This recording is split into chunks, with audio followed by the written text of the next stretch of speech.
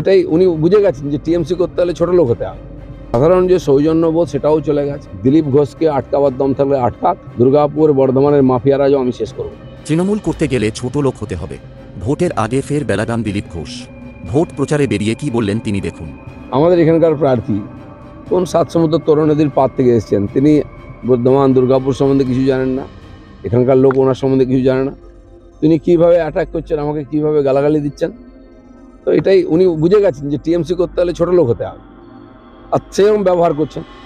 কি পরিণাম হলো, পার্টির লোকেরা এমন তাড়া করলো মন্দিরে গিয়ে লুকোতে হলো। বেশি বেশি বাড় বেড়ো না। আমি তো এ তো পহলি ঝাঁকি হ্যাঁ, बच के रहना रे बाबा, बच के रहना रे, টিএমসি से बच के रहना, कीर्ति आजाद। কি বলছেন সেটা তো বাংলার লোক ঠিক করবে না। রাজনীতি পরিষ্কৃত হওয়া উচিত, আমরাও চেষ্টা করছি, কিন্তু তারা যে রাজনীতি শুরু করেছেন সেই রাস্তায় টিএমসি চলেছে। প্রীতিবাবু ভালো মাস্টারমশাই লোক, ভদ্রলোক, কিন্তু তার পুরনো নেতাদের কথা মনে করুন, যখন ক্ষমতায় ছিলেন কি রব ছিল, কি ভাষা বলতেন। বর্ধমানের লোকেরা, আমি বাকি ওয়েস্টবেঙ্গলের কথা ছেড়ে দিন, আমিও মেদিনীপুরের ছেলে, ওখানে সিপিএম অনেক মার খেয়েছি আমরা। কত লোককে পুঁতেছে, আপনাদের এখানে খুঁড়লে কয়লা বেরোয়, আমাদের খুঁড়লে হাড়গোড় বেরোয়, বন্দুক বেরোয়। কারা করেছে? সুপ্রীতিবাবুরা করে। আমার ভদ্রলোক হয়ে গেছেন, দাঁত পড়ে গেলে নিরামিষ চাষি হয় সবাই। কালীঘাটে বন্দী হয়ে যাবেন, কেউ বেরোবে না, পিসিও বলবেন না, দিদিও বলবেন না। উনি সার্টিফিকেট তাদের যাবেন যারা চোর, জোচ্চোর, চরিত্রহীন, লুটেরা, তাদের সার্টিফিকেট। ভদ্রলোকের সঙ্গে কোনোদিন মেশেন নি উনি, আর ভদ্রলোকের সঙ্গে মিশতেও পারবেন না, ভদ্র কথা বলতে পারবেন না।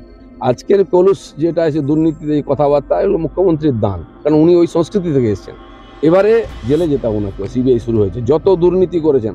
আর মমতা ব্যানার্জি এদেরকে বাঁচাতে বাঁচাতে পার্টিটাই বিক্রি করে দেবে। আমাকে কোনো জবাব দিতে হবে না, ওনার পার্টির লোকেরা জবাব দেওয়া শুরু করেছে। তখন আলুরাজি মাত্র 15 দিন সময় পেয়েছে, কিন্তু দুর্গাপুরের লোককে আমি ধন্যবাদ জানাবো, তারা সেই যে গ্যাপটা ছিল পুরো করে তাকে জিতিয়েছিলেন। আমি সেই জন্য ওই দিক থেকে শুরু করেছি। এটা তো গড় আছেই আমাদের, এখানে আমাদের এমএলএ আছে। আমি 1996 থেকেই এখানে সঙ্গের প্রচারক হিসাবে এখানে গলি গলি সব জানি আমি, এখানকার লোক আমাদের সঙ্গে আছেন। ভাতার বা মন্তেশ্বরের মতো যে টেরর জায়গা, এখনও মারপিট হচ্ছে, দেওয়াল লিখতে দিচ্ছে না।